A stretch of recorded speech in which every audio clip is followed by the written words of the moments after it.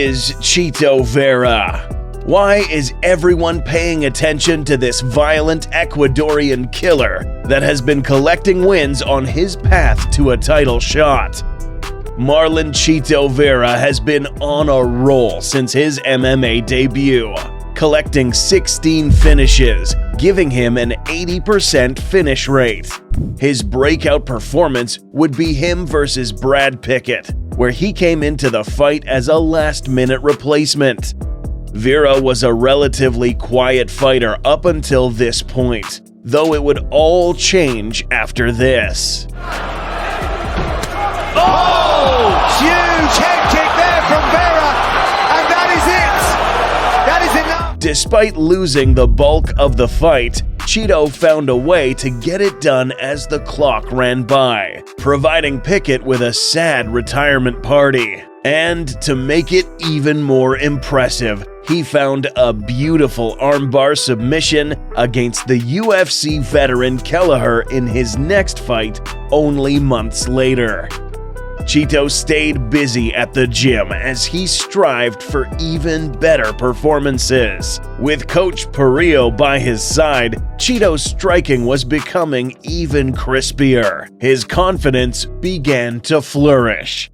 Chito reminds himself of why he fights, so he can bring a better life to his first daughter, Ana Paula, who suffers from Moebius syndrome. One of the primary reasons he is constantly working to pay for her surgery and treatment. Despite his improvements, he would still face hardships inside the octagon. Chito would go on to lose a very close fight to Song Yadong. Visibly frustrated, Chito would now have the fight that potentially changed his entire career.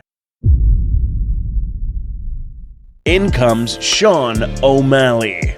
Sean O'Malley was the next big thing after Conor McGregor, and his personality and charisma garnered him fame, with walkout KOs like this one hyping him up.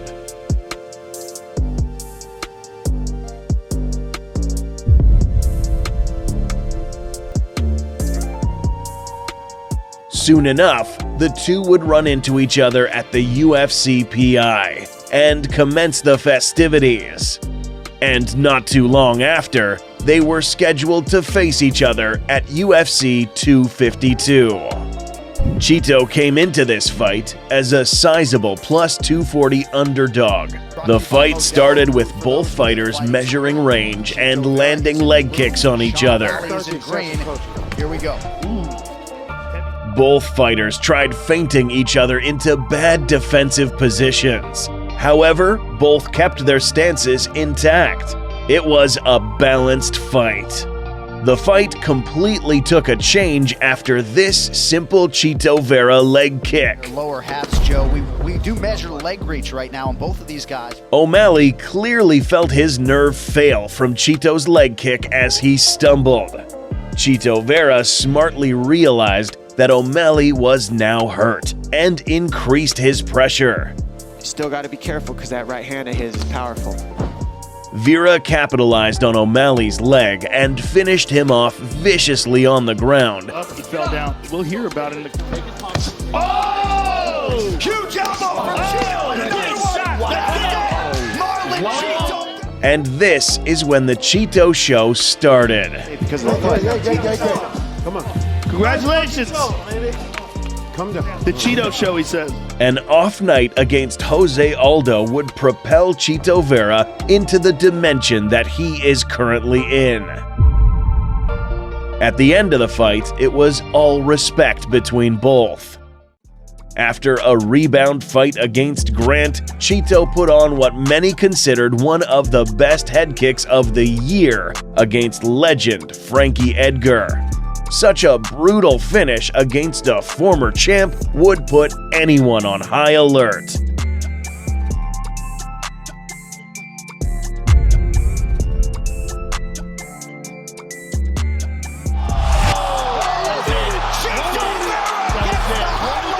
A win against high-ranked contender and hard-hitting Rob Font would place Chito in conversations for the belt soon.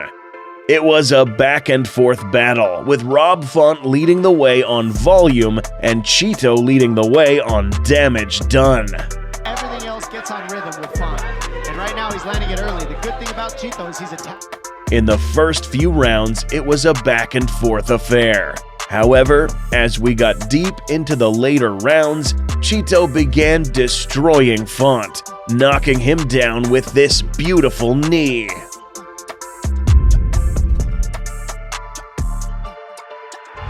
He would have finished the fight right there and then, if not for the time running out. Chito hurt him again with this beautiful kick to the head. Definite swelling now. However, Font was able to survive yet another round. And Chito even tried finishing him in round 5. However, it looked like we would be seeing the judges' scorecards. Rob Font took in absurd amounts of damage from Chito. This was the win that introduced Chito into the top 5 of the division. Chito knew that he was close to a title shot and needed to make a big statement. Chito would now be facing the man that many considered the best bantamweight of all time, Dominick Cruz, a veteran of the game. A win over Cruz would carry a lot of weight. While Cruz was no longer a young athlete, his speed was very much alive. The first few rounds showed Cruz's speed and versatility.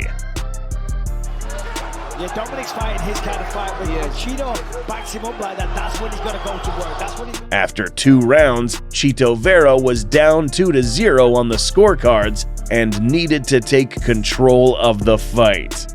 In the 3rd round, Chito began to pick up the pace, even scoring a brilliant knockdown.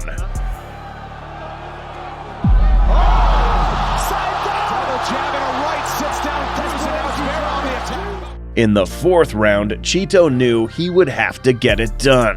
His pressure and feints with the jab lead him to land the beautiful kick to Dom's nose, ending the fight right there. a little more busy. He's got to get busier. That is the key word.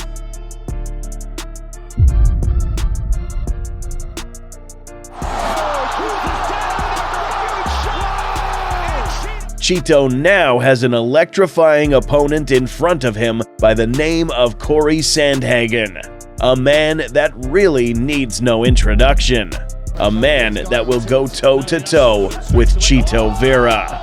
Will we see Chito get his hands raised in San Antonio?